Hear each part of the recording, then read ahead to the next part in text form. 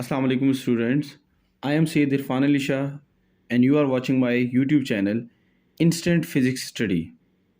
Students आज हम class 9 के चैप्टर नंबर 3 से डायनामिक्स में से एक बहुत इंपॉर्टेंट टॉपिक को डिस्कस करने वाले हैं जिनमें स्टूडेंट्स को अक्सर प्रॉब्लम्स रहती हैं. That is vertical motion of two bodies attach to the end of string that pass over frictionless pulley. आपने देखा होगा there are two cases. The first one in which the mass is attach, जो mass हमारे पास attach होता है string के साथ और वो हमारे पास वर्टिकली हमारे पास पोजीशंस में होते हैं. And the second case in which हमारे पास जो मासेस होते हैं वो हॉरिजॉन्टली एक मास होता है. सो देखिए यहाँ पे हमने two masses that is A and B को जो हमने रखा हुआ है हमने एक ही स्ट्रिंग के साथ अटैच करके फ्रैक्शनलेस पुली से पास किया हुआ है. सो स्टूडेंट्स आज हम ये देखेंगे कि how we can find the acceleration of these masses, the first one, and how we find the tension in this string.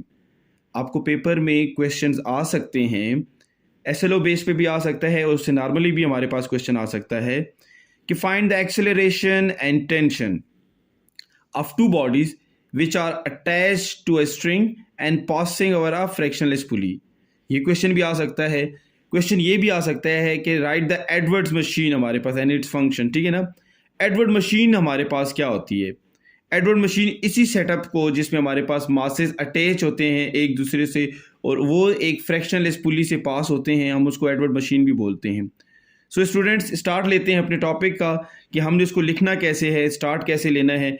तो याद रखिए कि जो आपका स्टार्ट होता है, जो आप स्टार्ट में जो बात करते हैं वो मोस्ट इंपॉर्टेंट बात होती है. तो हमने यहाँ से आज हमने ये स्टार्ट लेना है कि हमने हेडिंग्स कैसे बनानी है, कि टॉपिक्स की हेडिंग कैसी बनेगी. तो देखिए सबसे पहले हमने कहा consider two masses that is M1 and M2 are attached to the opposite end of inextensible string passing over a fractionless pulley.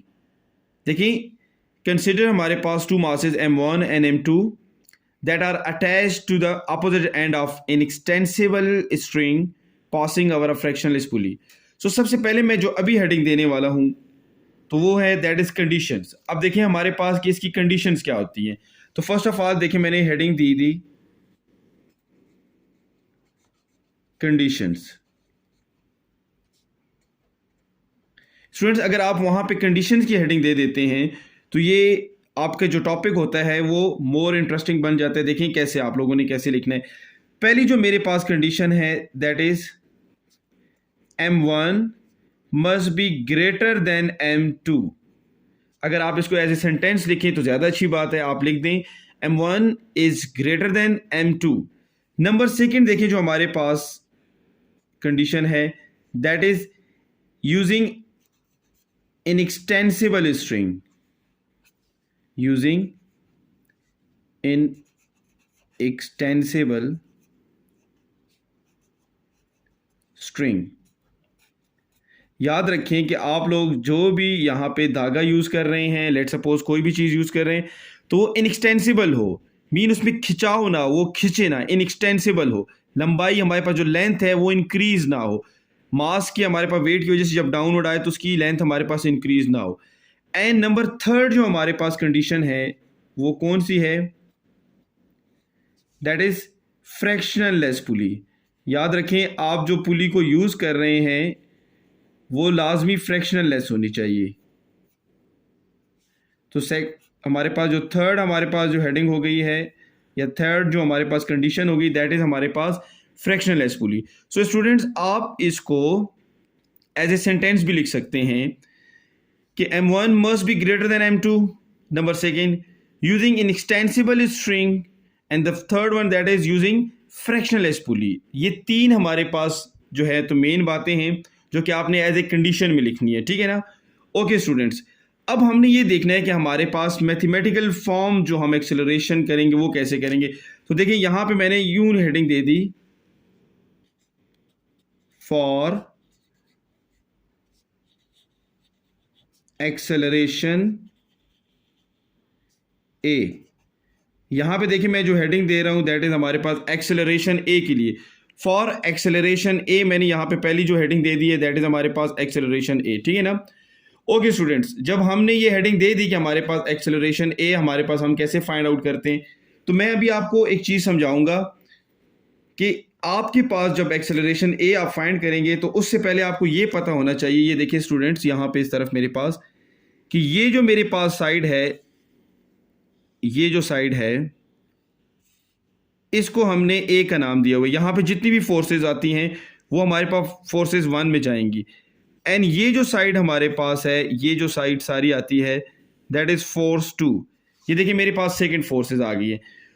सो यहाँ पे मैंने सबसे पहले यहाँ से हेडिंग जो अपनी शुरू कर देनी है, वो कैसे मैं लिखता हूँ, मैं लिखता हूँ कि net force acting on side A. So net forces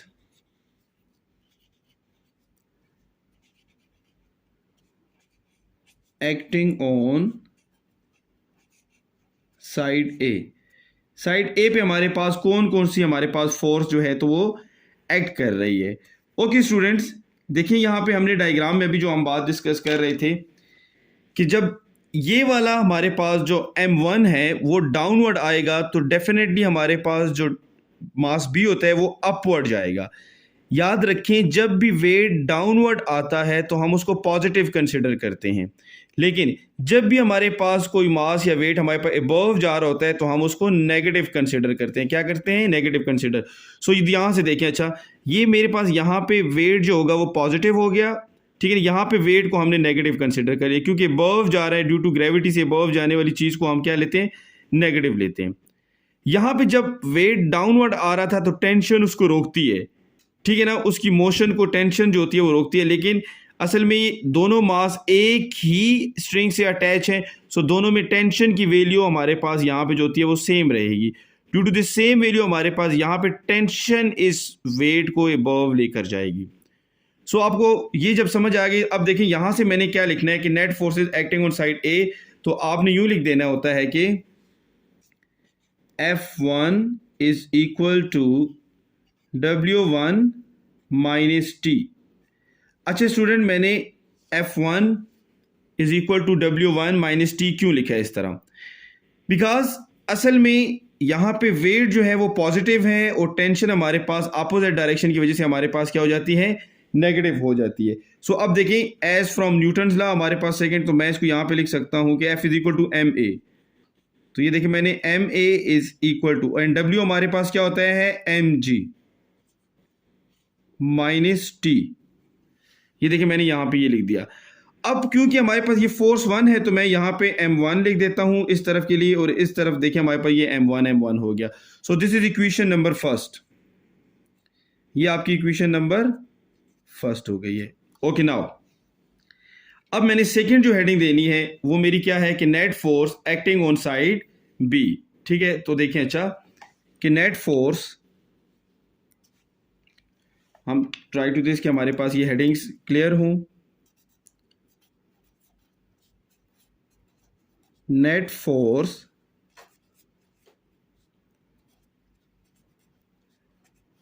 acting on side B, कि हमारे पास नेट फोर्स जो है वो साइड बी पर अब हमारे पास क्या है।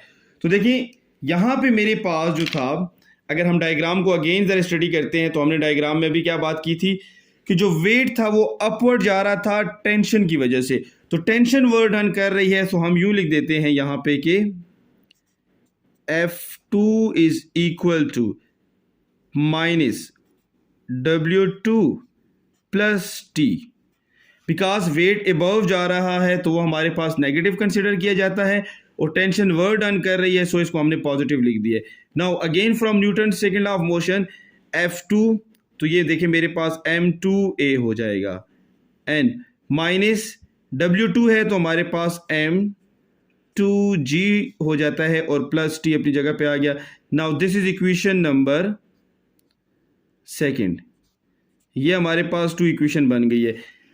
अब स्टूडेंट्स ये देखिए कि हमने जब हेडिंग दी थी स्टार्ट में तो हमने यहाँ पे कहा हुआ है कि फॉर फाइंडिंग एक्सेलरेशन, हम लोग क्या कर रहे हैं कि एक्सेलरेशन को फाइंड आउट कर रहे हैं। तो देखिए यहाँ पे मेरे पास क्या होता है, इस एक्सेलरेशन की वैल्यू को मैं अब कैसे फाइंड आउट करता हूँ, तो नेक्स्ट पेज पे अब इसको हम ऐड कर देते हैं, ठीक है। ओके, नाउ मैं यहाँ पे ये हेडिंग दे देता हूँ फर्स्ट ऑफ ऑल कि adding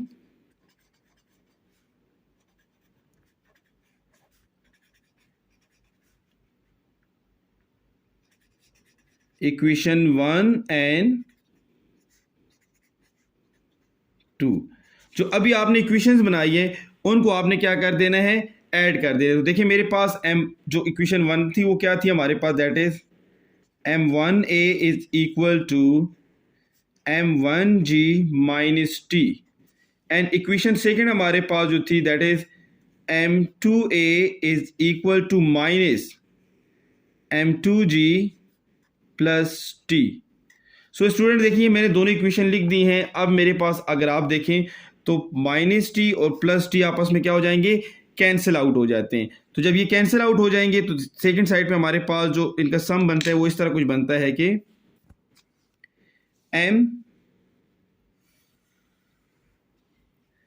m1a plus m2a is equal to m1g minus m2g।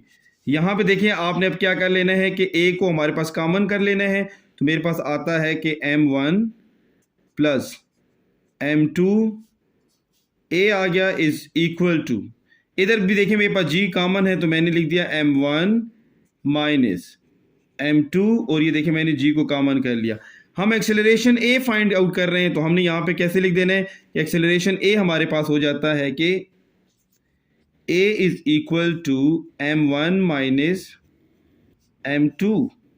ये देखिए ये मेरे पास यहाँ पे m1 m2 हमारे प्लस m2 मल्टीप्लाई हो रहे हैं a के साथ, इस साइड पे आके हमारे पास डिवाइड हो गए। सो हमने लिख दिया m1 प्लस m2 इनटू हमारे पास the value of g। So students this is the value of acceleration, this is the value of acceleration of masses which are attached to हमारे पास the same string passing over a fractionless pulley। Now student second हम जो heading देने वाले हैं वो हमारे पास क्या है कि फॉर टेंशन। अब आपने टेंशन भी फाइंड करनी है। सो देखिए फॉर टेंशन हम कैसे लिखते हैं, ये देखें फॉर टेंशन T। तो जब हम फॉर टेंशन T फाइंड करना चाहते हैं तो इन्हीं जो हमारे पास जो अभी आपने एक्सेलरेशन a की वैल्यू फाइंड आउट कर ली है, देखिए ये मैंने जो एक्सेलरेशन की जो वैल्यू फाइंड आउट कर ली थी, ये वाली value a is equal to m1 minus m2 divided by m1 plus m2 और यहाँ पे देखिए हमारे पास इंटू g। इस वैल्यू को हमने क्या करना है कि जो पहले हमने इक्वेशन बनाई हुई है सेकेंड नंबर इक्वेशन यहाँ पे पुट करना है। इस जगह पे देखिए आपने एक्सेलरेशन की वैल्यू पुट कर देनी है, m2a is equal to minus m2g plus T. तो यहां पे आपने एक्सेलरेशन की वैल्यू पुट करनी है। सो देखिए मैं अभी एक्सेलरेशन की वैल्यू पुट आउट करता हूं, ठीक है।